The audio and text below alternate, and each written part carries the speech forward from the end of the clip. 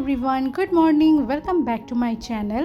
আশা করি তোমরা সবাই খুব ভালো আছো, আমিও ভালো আছি। আমি রুমি, আমার নতুন আর একটা এনার্জেটিক ব্লগে তোমাদের সকলকে স্বাগত জানাই। আজকের ভিডিওটা শুরু করেছি সকাল 6:30 থেকে। ভোরবেলায় ঘুম থেকে উঠে বাসি কাজকর্ম কমপ্লিট করে নিয়ে স্নানটা করে ঘরে এসে আগে চুলটা একটুখানি আঁচড়ে, কারণ মাথাটা তো ভিজে, সিঁদুরটা পরে নিলাম। তারপরে ঠাকুরের ওখানে গিয়ে পুজো টুজো করে এখন আবার চলে এসেছি ছাদে। গাছগুলোতে জল দিয়ে নিলাম। আর এই গাছগুলোর নামটা তো আমি জানতাম না। রত্নাপাল দিদিভাই, তুমি আমাকে নামটা বলে দিয়েছো, তার জন্য অসংখ্য ধন্যবাদ। ডিফেনবাচিয়া গাছটার নাম বলেছিলে, জানি না উচ্চারণটা ঠিক হলো কি না। যদি কিছু ভুল বলে থাকি আর তুমি যদি আজকের ব্লগটা আমার দেখে থাকো, তাহলে কমেন্টে জানিও, কিন্তু ভুলটা ভালো করে শুধরে নেব। ঘরে কোনো গাছ বা কোনো জিনিস যাই থাকুক না কেন, সেগুলোর নাম বা পরিচয়টা যদি আমাদের কাছে অজানা থাকে, তাহলে কেমন যেন অচেনা অচেনা মনে হয়। রান্নাঘরে এসে কাউন্টার টপ গ্যাসের ওভেনটা আগে ভালো করে মুছে নিলাম। তারপরে ভাতটা বসিয়ে দিয়েছি।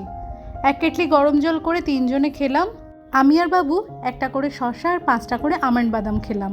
মাম্মাম গেছে স্নানে, তাই ও এলে পরে ওকে ওই খাবারের প্লেটেই আমন্ড বাদামটা দিয়ে দেবো। বাবু তো ঝটপট করে খেয়ে বেরিয়ে গেল। আমি ছাদে বসে বসে আস্তে আস্তে খাচ্ছিলাম। আর এখানে ধীরে ধীরে ভাতটা ফুটছিল। সসপ্যানে করে একটু মুসুর ডাল সিদ্ধ করতে দিচ্ছি। সকালবেলাতে ওই ভাতের পাতে বাবুকে দেবো। ডালটা সিদ্ধ হয়ে গেলে ডালটা নামিয়ে নিয়ে এই সসপ্যানে করেই আমি ডিম সিদ্ধটা বসিয়ে দেবো। এরকম সাইজের আমার 2টো সসপ্যান আছে, কিন্তু ডালটা নামিয়ে নেওয়ার পরে এই সসপ্যানটা একটু জল বুলিয়ে ধুয়ে দিলে পরেই এর মধ্যে ডিম সিদ্ধ হতে আর কোনো অসুবিধা হবে না। তাই জন্য আরেকটা সসপ্যান আর এঁঠো করলাম না। ঝটপট করে সকালে জলখাবারটা বানিয়ে নেওয়ার চেষ্টা করছি। ভাতটা হয়ে গেছে, ডালটাও হয়ে গেছে, ওদিকে ডিম সিদ্ধ বসিয়ে দিয়েছি। আটা মাখা ছিল, আমার আর মামামের জন্য 2টো পরোটা করে নিচ্ছি। ফ্রিজে একটুখানি ভেন্ডি ভাজা আছে, একটু আলু ফুলকপির তরকারি আছে। আলু ফুলকপির তরকারি যতটা আছে ওটা আমার আর মামামের দুজনের মতোই হবে, আর ভেন্ডি ভাজাটা বাবুর একার মতোই হবে। তো সকালে জলখাবারে আজকে আমরা 2টো করে পরোটা, তরকারি, ডিম সিদ্ধ আর একটু পাকা পেঁপে খাচ্ছি। বাবুকে দেবো গরম ভাত, ডাল সিদ্ধ, ভেন্ডি ভাজা আর সাথে ডিম সিদ্ধ।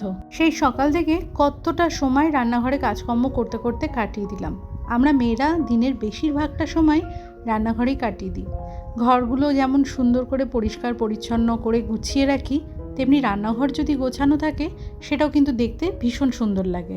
সব সময় যে মডার্ন স্টাইলের রান্নাঘর হলে পরেই সেটা দেখতে সুন্দর লাগে তা নয়। যেমনই হোক না কেন, সেটাকে নিজেদের হাতের ছোঁয়াতে যদি পরিষ্কার পরিচ্ছন্নভাবে জায়গার জিনিসটা জায়গায় গুছিয়ে রাখতে পারি, তাতে কিন্তু সেই জায়গাটা দেখতে খুব সুন্দর লাগে। সকালে জলখাবারটা 3 জনে একসাথে খেয়ে নিলাম। তারপরে এই দুপুরে রান্নাবান্নাটা শুরু করে দিয়েছি। পার্শে মাছ এনেছিল, একটু পার্শে মাছের ঝাল বানাবো, আর মিষ্টি কুমড়ো আছে, ওটা সিদ্ধ করে নেব। বরাবরই এটা শুনে বড় হয়েছি, রান্নাঘরে মা লক্ষ্মীর বাস, কিংবা রান্নাঘর থেকে মা লক্ষ্মীর প্রবেশ। তাই সেই জায়গাটা সব সময় পরিষ্কার পরিচ্ছন্ন রাখাটা উচিত। কাজ করতে ইচ্ছা করছে না বা শরীরটা খারাপ, এঁঠো বাসনগুলো খাওয়া দাওয়ার পরে ছড়িয়ে ছিটিয়ে রান্নাঘরে রাখাটা কিন্তু একদম ঠিক নয়। যতই কষ্ট হোক না কেন, বাসন মাজতে না পারি, অন্তত একটু জল বুলিয়ে সমস্ত এঁঠোটা ভালো করে ধুয়ে পরিষ্কার করে একটা পাত্রে সুন্দর করে গুছিয়ে একটা জায়গাতে রেখে দিলেই বেশ হয়। আলু পনিরের তরকারি বানাচ্ছি রাত্রিবেলার জন্য। আর ওই যে গতকালের বিরিয়ানি বানিয়েছিলাম, গতকাল তো দুবেলাতে আমরা 3 জনে খেয়েছি, আর 2 জনের মতো হবে। বাবু আর মামা মোটা রাত্রিবেলাতে খাবে। আমি আলু পনিরের তরকারিটা একটু বেশি করেই বানাচ্ছি, রাত্রিবেলাতে রুটি দিয়ে আমি এটা খাবো। বৈশালীনা দিদিভাই কমেন্টের মাধ্যমে বলেছো যে মাটন বিরিয়ানিটা দেখতে বেশ সুন্দর হয়েছে, স্বাদেও নিশ্চয়ই ভালো হয়েছে। হ্যাঁ গো দিদিভাই, খেতে সত্যি খুব সুন্দর হয়েছিল।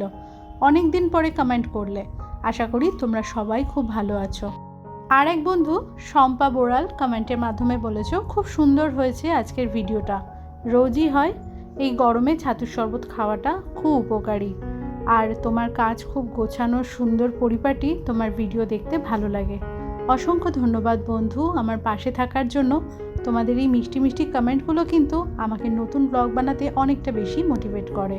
কড়াইটা আর সকালবেলাতে পরোটা বানিয়েছিলাম, ফ্রাইং প্যানটাকে ভালো করে মেজে ঘষে কাউন্টার টপের ওপরে রেখে দিলাম। আর ফ্রিজের ওপরে এই যে গাছগুলো আছে সেটাও একটুখানি সাবান দিয়ে ধুয়ে নিলাম। ওদিকে গ্যাসটা মোছা হয়ে গেছে, আর এপাশের দিককার কাউন্টার টপটা মুছে নিয়ে এই বাসনগুলো মেজে উপর করে রাখছি। গ্যাসের স্ট্যান্ডগুলো মেজে গ্যাসের ওপরে পরিয়ে দিয়ে তারপরে ওপাশের কাউন্টার টপটা মুছে পরিষ্কার করে নেব। জিনিসপত্র অন্য জায়গায় সরিয়ে নিয়ে গিয়ে যে কাজকর্ম করব সেরকম কোনো পজিশন আমার এখানে নেই, তাই জন্য সরিয়ে সরিয়ে কাজগুলো করি।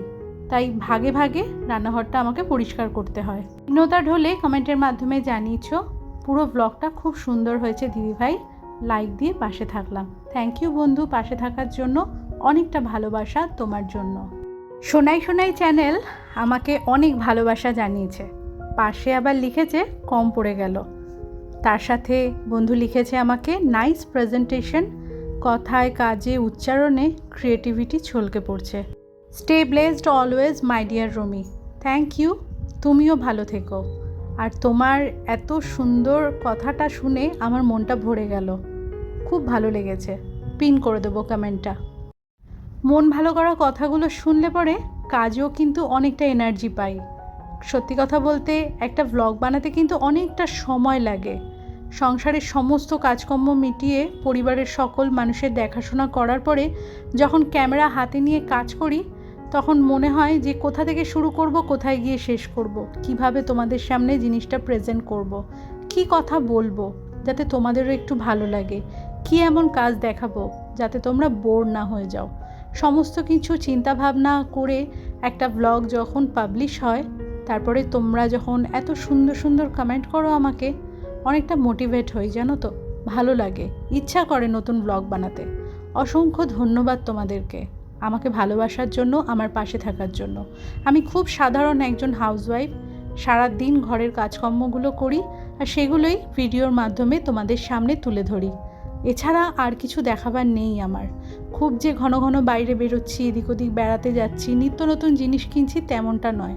প্রয়োজনের অতিরিক্ত কোনো কিছু কাজ আমি করিও না। কোনো জিনিস রংচং ছড়িয়ে দেখাতেও আমি ভালোবাসি না। যা খাই, যেমনভাবে থাকি, যা পড়ি, সবটা নিয়েই এক একটা ব্লগ তৈরি হয়। অসংখ্য ধন্যবাদ তোমাদের। রান্নাঘরটা সুন্দর করে পরিষ্কার করে নিলাম, আর এই ফিল্টার আর সিঙ্কের এই কর্নারটা আজকে ভালো করে সাবান দিয়ে পরিষ্কার করে একটা শুকনো কাপড় দিয়ে মুছে নিলাম। এরই সাথে তোমরা যে সকল আমার নতুন বন্ধু আমার এই ব্লগটি দেখছো, আমার ব্লগের কোথাও যদি তোমাদের কিছু ভালো লেগে থাকে তাহলে চ্যানেলটি সাবস্ক্রাইব করে তোমরা আমার পাশে থাকতে পারো। আর তোমরা যারা অলরেডি এই কাজটি করে ফেলেছো তোমাদের সকলকে জানাই অসংখ্য ধন্যবাদ। রান্নাঘরের কাজকর্ম সেরে রান্নাঘরটা ভালো করে মুছে নিলাম। এবারে ওই ওয়াশিং মেশিনটা সকালবেলাতেই চালিয়ে দিয়েছিলাম, কাজকর্ম সেরে নিয়ে জামা কাপড়গুলো মেলে দিলাম। খুব একটা বেশি কিন্তু এখন বেলা হয়নি। ভোরবেলা থেকে উঠে পর পর ঘরের কাজগুলো ঝটপট করে ফেলি বলে তাড়াতাড়ি সংসারের কাজকর্মগুলো শেষ হয়ে যায়। সৌমি শ্রীমানি আমার আগের দিনের ব্লগে আমার কড়াইয়ের লিঙ্ক চেয়েছো। বন্ধু, আমি যে কটা কড়াই ব্যবহার করি সব কটা আমার এখানকার লোকাল মার্কেট থেকে কেনা, তাই লিঙ্কটা শেয়ার করতে আর পারলাম না। এবারে ঘরে চলে এসেছি। এসি চলে রাত্রিবেলাতে, সেই জন্য গায়ে দেওয়ার জন্য একটা চাদর লাগে। সেই চাদরটা ভাঁজ টাজ করে নিয়ে বিছানাটা ভালো করে ঝেড়ে সুন্দর করে গুছিয়ে নেব। তারপরে ওই ঘরের হালকা একটুখানি ডাস্টিং করব। তারপরে ওই দুটো ঘর মুছে চলে যাব স্নানে। ডাস্টিংয়ের কাজটা প্রায়ই শেয়ার করি, তাই আজকে আর শেয়ার করলাম না। ঘুরিয়ে ফিরিয়ে কাজটা দেখাই যাতে তোমরা বোর না হয়ে যাও। তাই জন্য আজকের ব্লগটা এইটুকুনি রইল। তোমরা ভালো থেকো, সুস্থ থেকো। দেখা হচ্ছে নেক্সট ব্লগে। ততক্ষণের জন্য টাটা।